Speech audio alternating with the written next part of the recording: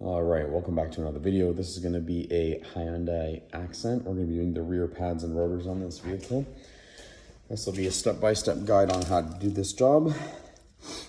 Issue with this one here is that if you look here, you've got a significant amount of brake pad left there, but on the inside there, it's pretty much metal on metal and it's grinding through the rotor, as you can see right there.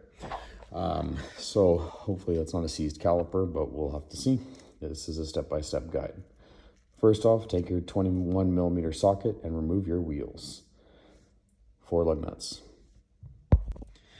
With a 14mm socket, you're going to remove your lower caliper bolt here and here.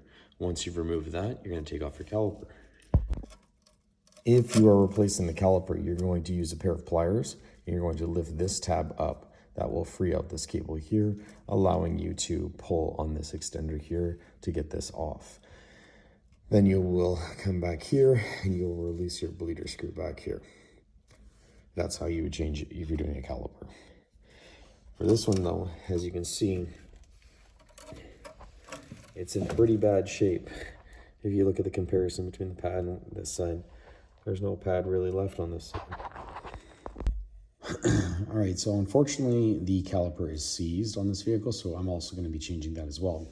But when you're in this stage here, you got to remove your rotor, your caliper bracket, your old pads. You're going to have a locking screw right here. Don't just put a screw in there and just turn it because it's not going to work. Put it on a blunt force hit it with a blunt force object, hammer, and you're going to put it on there and you're going to smack it. That will free it up and break it. But if you just turn it without doing that, you're going to strip it and then you're going to have a hell of a time getting it out.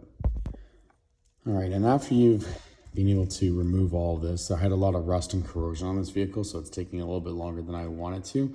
However, it comes with the trade and where it resides. So that's the back side of the rotors. You can clearly see it was absolutely chewed up and destroyed. The caliper has been taken off. This dripping is coming from the brake line. I like to let it drip like that just so it has new fluid running through there. And I'll do a flush on this after. But now we got it all done, taken off. Now we're going to actually reassemble it all. All right, once you put your rotor back on, what I did is I cleaned up all around behind it because it was metal on metal. There were shavings all over the place. But once you got your rotor back on, put your set screw in there so your rotor stays intact and where you want to be. Then you're going to put your caliper bracket back on. Remember, it's a 14mm bolt right here and another 14 right down there. Do that, tighten it up, and then you're going to put your caliper on. Little tip, when you're doing this vehicle, there's notches like that, double on the front, and on the back there's a single. There are significant ways of doing it. You have to have the notch in the top bolt, or sorry, the top piece right there at the tip of my finger. So line it up there. So whenever you're recoiling your caliper back in, you want to make sure that it's in this position. Don't have it sideways or have it messed up. You want it up and down just like that. You're going to put your banjo bolt back on, and then you're going to zap that on and make it nice and snug. Make sure you line up the piece right there into the hole. And then tighten it with a ratchet. And that's pretty much the final product from making it go something like this with metal on metal and chewing up the back brake pad to fresh rotor, fresh caliper, fresh pads, and everything is all done. Just a quick recap: 14,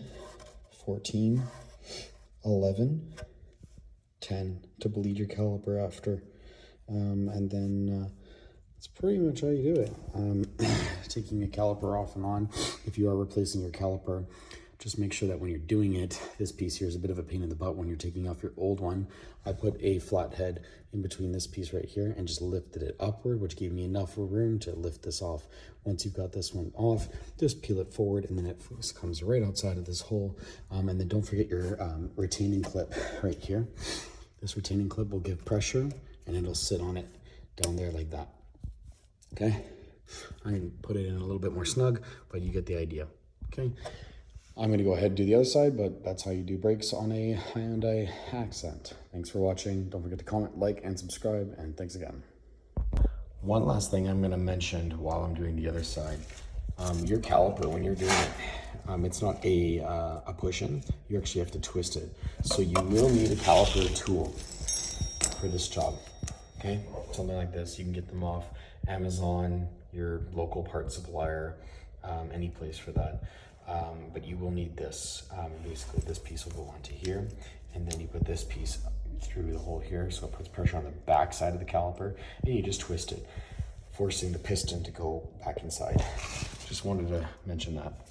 Anyways, thanks for watching.